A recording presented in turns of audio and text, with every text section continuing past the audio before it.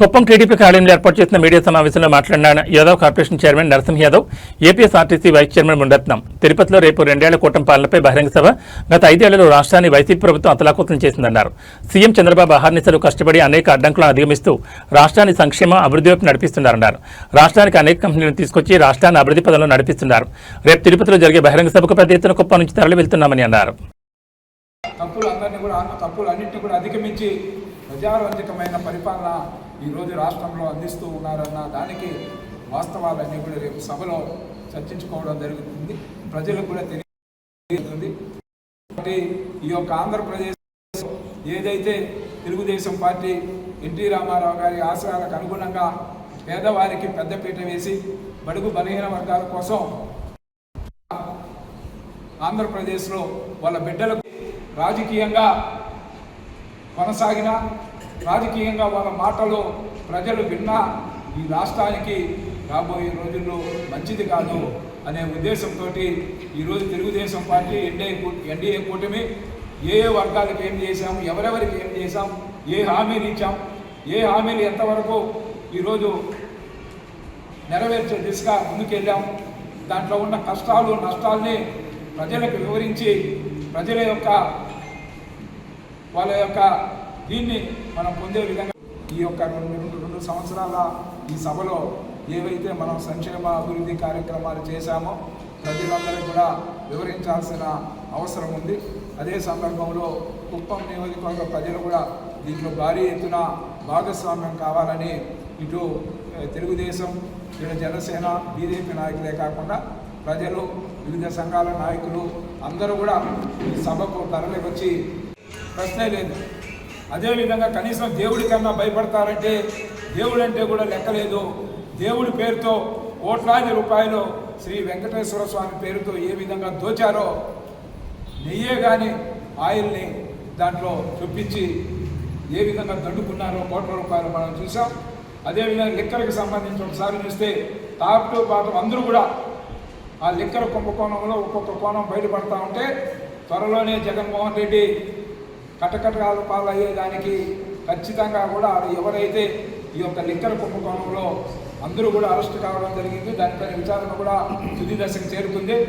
ఖచ్చితంగా కూడా ప్రజల ఖజానాకు చేరాల్సిన సొమ్ముని జగన్మోహన్ రెడ్డి సొంత ఖజానాకు ఏ విధంగా చేర్చాలో పుంకాలు కూడా పత్రికా కథనాలు కానీ మీడియా కథనాలు కానీ మనం చూస్తున్నాం.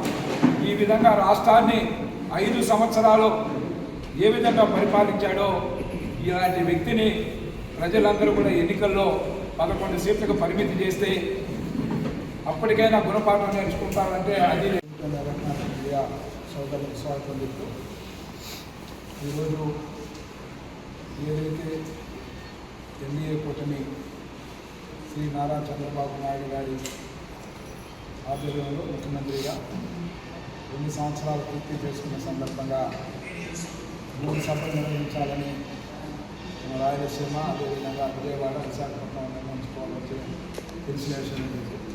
కానీ వైజాగ్లో జరిగిన సంఘటనతో రాష్ట్రంలో ఒకే చోట శ్రీవారి పాదాల చెంత తిరుపతిలో దామినేడు వద్ద గల కలెక్టరేట్ ఏదైతే ఉందో దాని ఎదురుగా ఉన్న మైదానంలో ఈ యొక్క రాష్ట్ర స్థాయి బహిరంగ సభను ఏదైతే నమ్మకం, సంక్షేమం, అభివృద్ధి అనే 3 దీనికి సంబంధించి ఈ యొక్క బహిరంగ సభ ద్వారా ఏదైతే 3 పార్టీలకు చెందిన తెలుగుదేశం సభలో పాల్గొనడం జరుగుతుంది.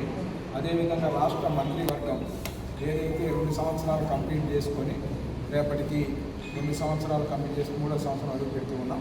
ఈ సందర్భంగా మొత్తం టోటల్ మంత్రివర్గ సభ్యులందరూ కూడా ఈ యొక్క కార్యక్రమంలో బహిరంగ సభలో పాల్గొనడం జరుగుతుంది.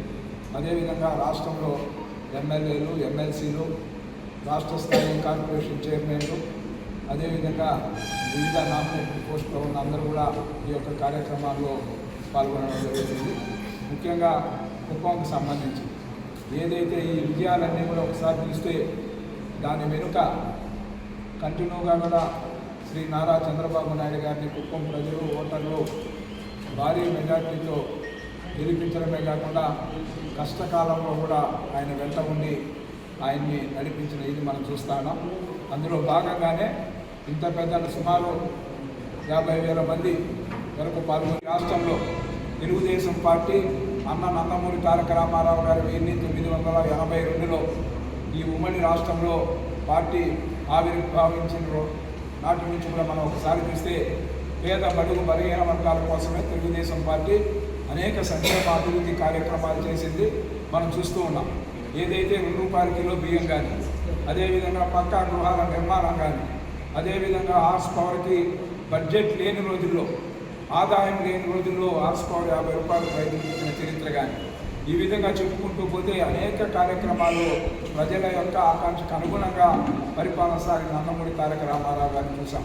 అదే కోవలో ఆయన యొక్క ఏదైతే ఆయన యొక్క ఆశయాలు ఏవైతే ఉన్నాయో దాన్ని పుణికి పుచ్చుకొని శ్రీ నారా చంద్రబాబు నాయుడు గారు అదే ఒక పందాతో పేద బడుగు బలహీన వర్గాల సంక్షేమం కోసం అనేక కార్యక్రమాలు కూడా ప్రభుత్వం ఉన్నా లేకపోయినా కూడా ఆయన అంటే ఆంధ్రప్రదేశ్లో అందరూ కూడా గౌరవించే సంప్రదాయం మనం చూస్తాము.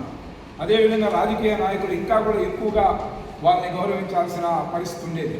కానీ ప్రతి ఇంట్లోని ఆడవాళ్ళ గురించి మంత్రులుగా ఉన్నారు, మంత్రులుగా ఒక రాజ్యాంగం పైన ప్రమాణం చేసిన వ్యక్తులు మహిళల గురించి ఏ విధంగా కించపరుస్తూ వ్యాఖ్యలు చేశారో ఈ రాష్ట్ర ప్రజలందరూ చూశారు.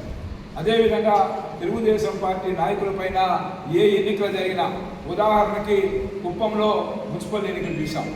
నేను కూడా ఎన్నో నందమూరి తారక రామారావు అభిమానిగా, చంద్రబాబు నాయుడు గారికి అతి సన్నిహితంగా ఉండే తమ్ముడిలాగా ఉండే నేను చాలా ఎన్నికలు చూశాను. కానీ వాళ్ళు 5 సంవత్సరాల్లో ఎన్నికలు నిర్వహిస్తే కుప్పంలో మీరు చూశారు, నామినేషన్ వేయాలంటే వేధించిన వాళ్ళు కాదు. రాత్రులు మేము వచ్చి అదే మున్సిపల్ కార్యాలయం వద్ద కూర్చుంటే ఎన్నికల అధికారిగా వ్యవహరించే వ్యక్తి మాట్లాడే పరిస్థితులు కూడా లేదు. పోలీసులు పెట్టి తరిమి కొట్టే విధంగా గాయాలతో మా వాళ్ళందరూ ఏ పరిస్థితులు ఉన్నాయో మనం చూసాం.